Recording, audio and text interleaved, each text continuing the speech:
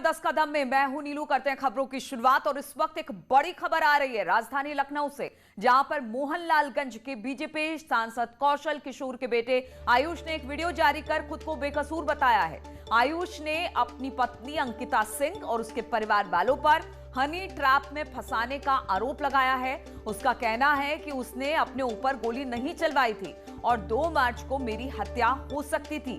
Firing मामले में नया ट्विस्ट आया है। सांसद कौशल किशोर के बेटे की अब सफाई आई है, एक वीडियो जारी हुआ है और जिसमें वो कहता सुनाई दे रहा है कि मैंने खुद पर गोली नहीं चलवाई है, इतना बड़ा रिस्क मैं नहीं ले सकता। अंकिता और उसके परिवार पर हनी ट्रैप के जरिए फंसाने का आरोप लगाया है। 2 मार्च को मेरी हत्या की कोशिश हुई थी। अंकिता की पहले भी हुई है कई शादियां। इस तरह की बातें इस वीडियो में करता आयुष दिखाई दे रहा है। बहराइच जाकर करे उसका कारनामा पता, ये सारी बातें अपनी पत्नी के लिए आयुष कहता दिखाई दे रहा है इस वीडियो में। उसने कहा कि जल्द लखनऊ आकर करूंगा सरेंडर। मीडिया के रवैये पर भी नाराजगी जताई। मेरी जिंदगी नरक हो गई है और मैं आ रहा हूं, लखनऊ आ रहा हूं। मैं सरेंडर करूंगा। मैं जो करना हो आपको करिए। मैंने कोई गलत काम नहीं किया। मैंने खुद को गोली नहीं मरवाई। यदि उस दिन मैं घर के अंदर रहता तो मेरी हत्या हो जाती। बाहर में गया, मुझको खाने में नशा दिया गया था। 3 दिन लगातार मैं नशे में रहा। जब से मैं लखनऊ से बाहर निकला हूं तब से मैं 3 दिन लगातार नशे में रहा। जब तक मेरे पास पैसा रहा 4 महीने मेरी जिंदगी बहुत अच्छी गई, बहुत अच्छी कटी। कभी इसने बीवी होने का कोई फर्ज नहीं निभाया। इसको शर्म आती है मंगलसूत्र पहनने में, इसको शर्म आती है सिंदूर लगाने में।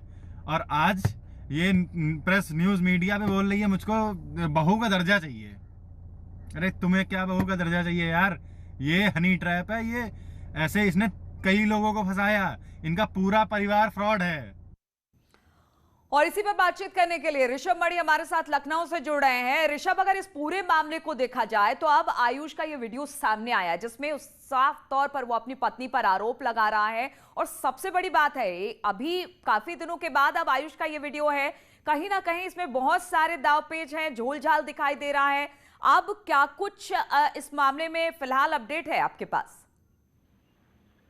नीलू देख, तो एक तो ये सांसद का फैमिली ड्रामा है जो सड़क पे आ चुका है, वो अलग हो जाता है। लेकिन इसी के साथ ही साथ एक क्रिमिनल प्रोसीजर भी चल रहा है। गंभीर धाराओं में एक FIR दर्ज की गई है।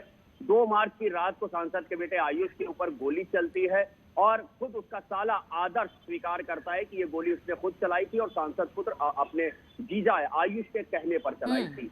उस वक्त तो ऐसे लग रहा था कि जीजा आयुष के कहने पर चलाई थी।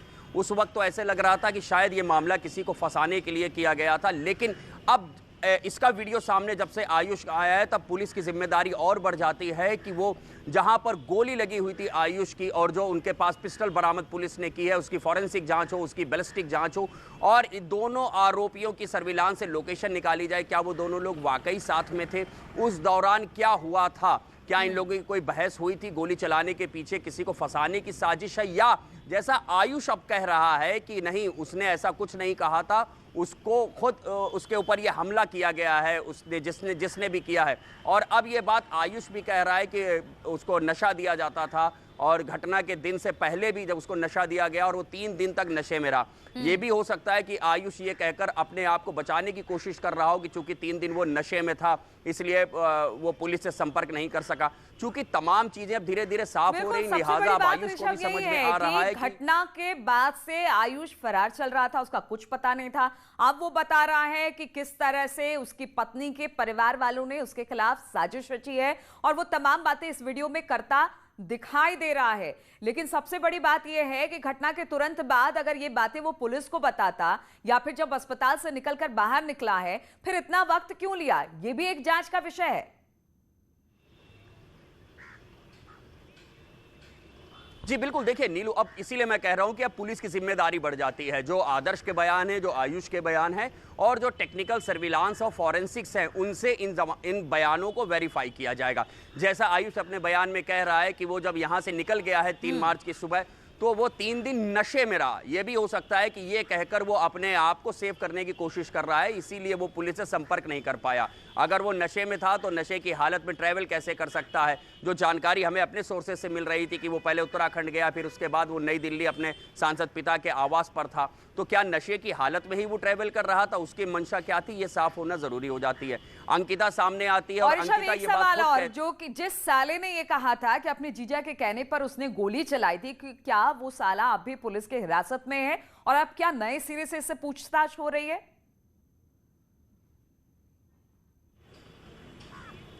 जी देखिए नीलू, वो आदर्श इस वक्त जुडिशियल कस्टडी में है, जेल में है, लेकिन अब जैसे ही ये मामले में नया टर्न आया है तो ये मान के चलिए, पुलिस के हमारे सोर्सेस कह रहे हैं कि हम उसको पुलिस कस्टडी रिमांड पर लेंगे और तब उससे पूछताछ करेंगे।